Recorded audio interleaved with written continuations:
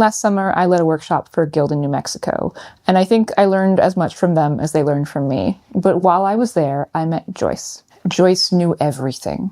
If you had a question about a machine or a pattern or a machine repair, you went to Joyce. My local community has a Joyce. Her name is Adrienne, and I'm pretty sure every guild has one. During the height of machine knitting popularity, there were a lot of resources. There were dealers, there were repair shops, and there were manufacturers you could contact if you had issues. But those services have largely died out. So now if you reach the point where you can't figure something out, you have to go ask Joyce. But that doesn't scale. Not every machine knitter is close enough to a guild to go talk to Joyce, and sometimes Joyce moves closer to her grandkids or retires somewhere warm where sweaters aren't needed anymore.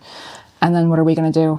So the rest of us rely on old service manuals and PDFs and old forum posts and a handful of YouTube videos. But this is all fragmented and there's no one source of truth. For better or for worse, I have become one of these resources. And people come to my comments or my email all the time with questions about machines that they just bought, or a machine that's up for sale on eBay, wondering if it's a good fit for them.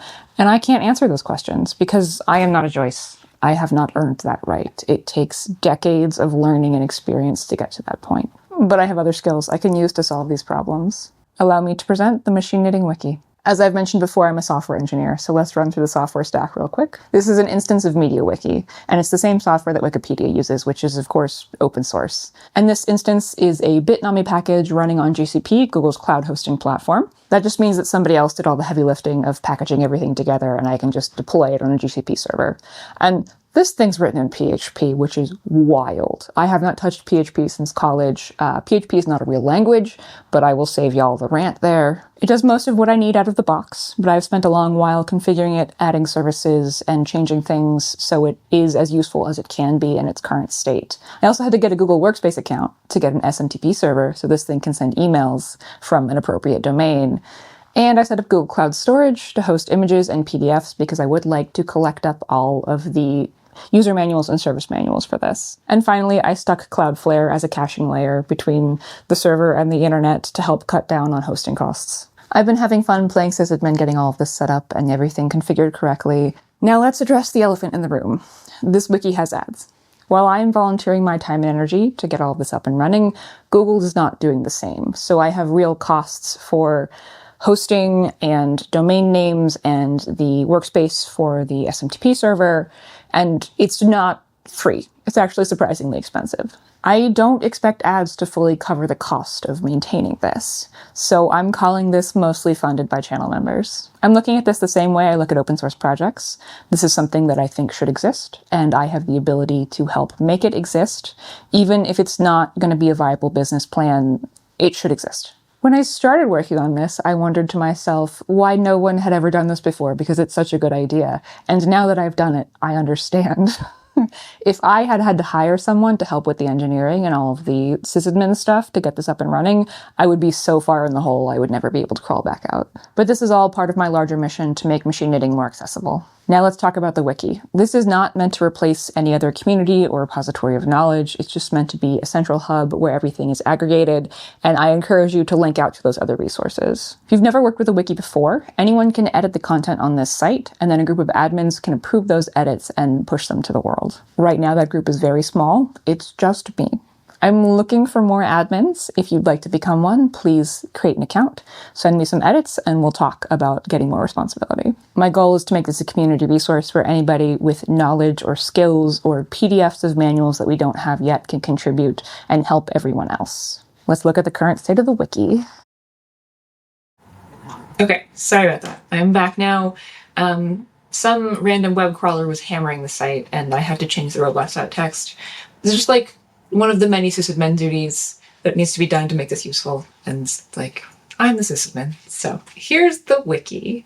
This is the main landing page. We have a directory of machines. We have a bunch of techniques and patterns, and we have pages for maintenance and repairs. And then like you can do all kinds of stuff like change the size of the text. And I'm doing what I can to make sure that the accessibility is good on this and it's like easy to read. So let me know if you're having trouble with that. I built a web scraper to search the internet and try to populate most of this. So there is a starting point. It's not perfect. There are still probably some issues. If you find them, please send me edits. So this is the main page. And then if we scroll down, we've got links to documentation, this link to machine knitting guilds and clubs. and then our contribution guidelines. So let's look at that first. We've got a basic code of conduct. Please go check that out. It's essentially be polite, don't harass people. And then information about how to contribute and how edits are dealt with. And then down here, I want to call this out. I'm spending my hard-earned money to keep this up and running, so I don't want to use this page to give free advertising to other people. So no paid services, no Patreons, no paid courses. The only exception to commercial services is guilds. Guilds sometimes charge dues. That's fine because it's a community resource. And also, if machines are still being manufactured, you can link to the manufacturer's main page, but please no dealers, no service technicians, none of that. And down here we have information about formatting. MediaWiki uses its own markup language that might be familiar to you if you used Markdown before. And there's a link to the full spec here if you want to check it out. But if you're just editing pages, you can really just take a look at what's already there and kind of pattern match off of it. You'll see each of these sections has an edit button, and if we click one, it shows you what the raw text looks like. So this should be enough to get you started. This is how you format an external link, and information here about how to upload files and images, which we are trying to collect up all of the PDFs for the service manuals and the user manuals for these machines. Now let's look at the machines. We've got them over here.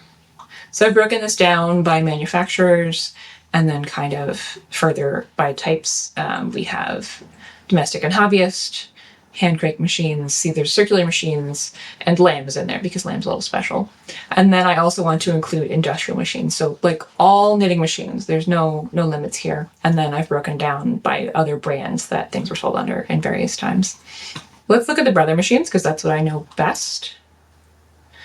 We have a full list of all of the machines that were ever manufactured, and I'm really proud of this. They're broken down by gauge and then by capability. So we've got push button, we've got punch card, and then down here we get to electronic, and then a full list, and then accessories as well and what they were compatible with. And I've tried to do this for every brand that produced knitting machines.